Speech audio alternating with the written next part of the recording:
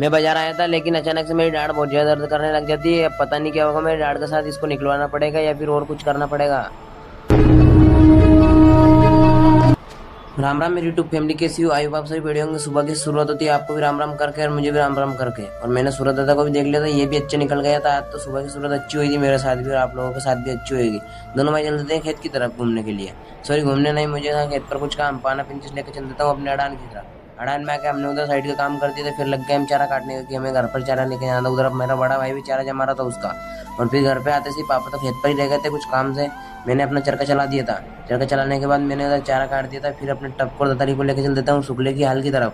शुक्ला भी गला दिया था, दत भी मिला दिया था, फिर मैं लग जाता इस फावड़ी को कसने, क्योंकि मुझे जाना था अपने खेत पर हाँकने के लिए।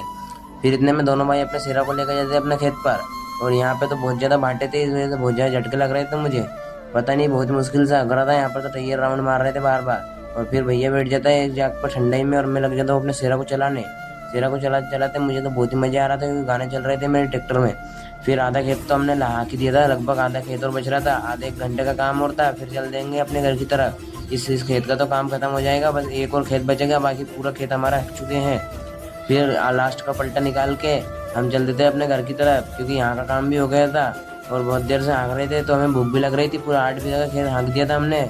चल देते अपने घर की तरफ। घर पे आते से ही मेरा बड़ा भैया तो उसकी प्लेट में चाय पीने लग जाता है। मैंने ले ली थी अपने कप में चाय, और चाय तो मेरी बहुत ज़्यादा फेवरेट है, इस वजह से इसको तो मैं पीता ही पीता हूँ।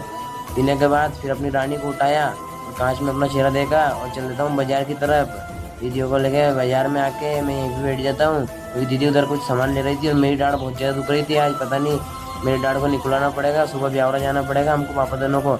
आज के लिए इतना ही। बोलिए जय श्री सीताराम।